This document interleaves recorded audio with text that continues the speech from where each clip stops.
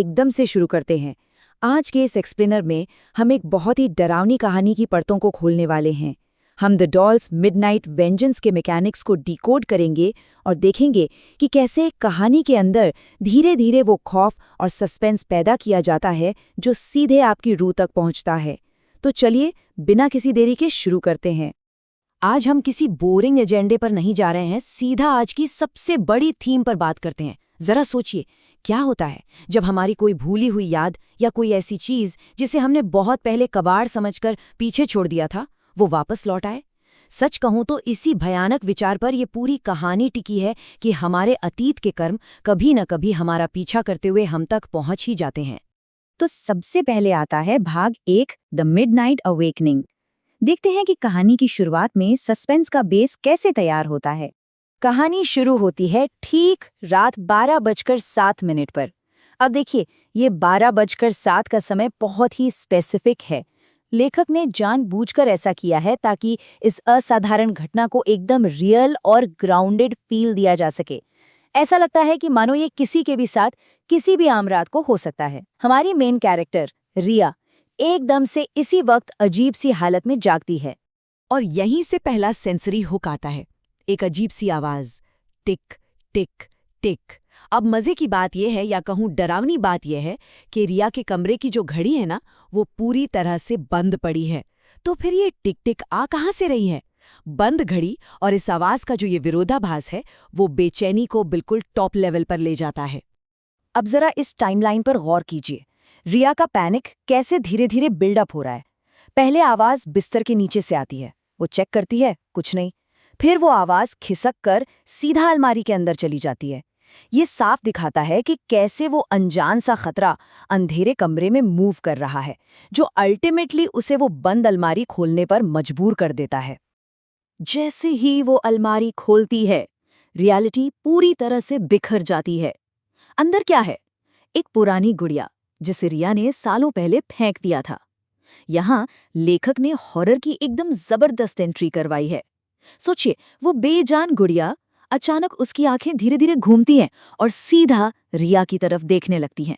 Literally रोंगटे खड़े कर देने वाला सीन है ये। इसके बाद कहानी आगे बढ़ती है भाग 2 की तरफ, द डिजिटल थ्रेट। यहीं पर क्लासिक गॉथिक हॉरर आज के मॉडर्न डिजिटल खौफ से मिल जाता है। ये मॉडर्न ट्विस्ट बहुत ही ब्रिलियंट है।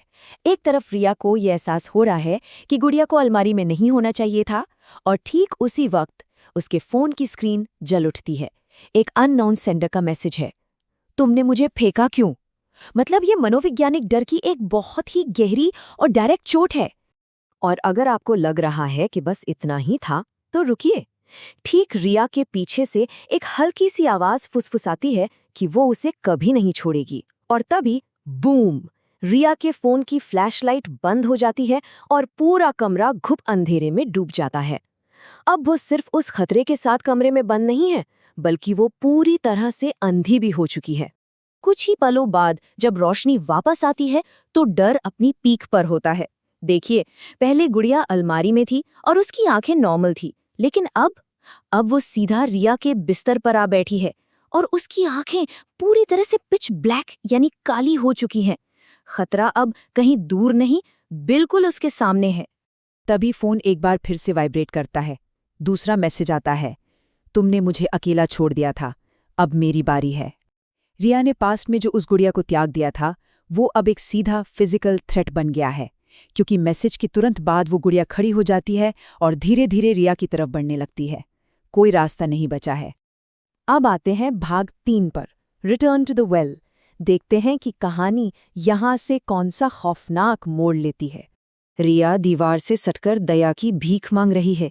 तभी फोन पर तीसरी बार एक मैसेज फ्लैश होता है। इसमें सर्वाइवल के कुछ खौफनाक इंस्ट्रक्शंस हैं। रिया को उस गुड़िया को उठाना होगा और वापस ठीक उसी जगह छोड़ना होगा जहां से उसने उसे उठाया था। मतलब उसे अपने पुराने घर के पीछे उस सूखे कुएं तक जाना होगा जहां उसने गुड़िया को हमेशा के लिए दफन कर देना चाहा था। यहाँ लेखक ने कॉन्ट्रास्ट का बहुत ही मास्टरफुल इस्तेमाल किया है। एक तरफ घर के अंदर कमरे की वो टिक टिक वाली घुटन है और दूसरी तरफ बाहर का वो खुला लेकिन डरावना रास्ता।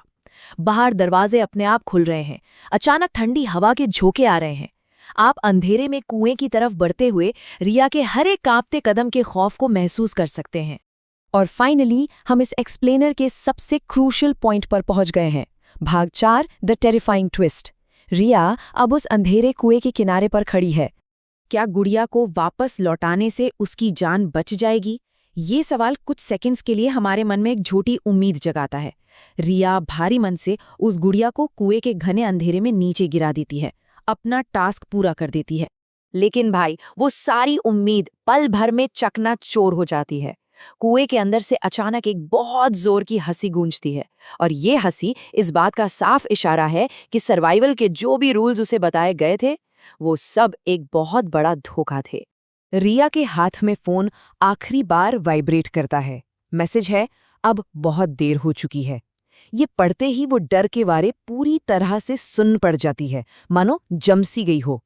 और फिर हिम्मत जुटाकर वो धीरे धीरे कुएं के किनारे से नीचे की ओर झांकती है। और जो विजुअल हॉरर यहाँ रिवील होता है ना, वो सच में एक मास्टरपीस है।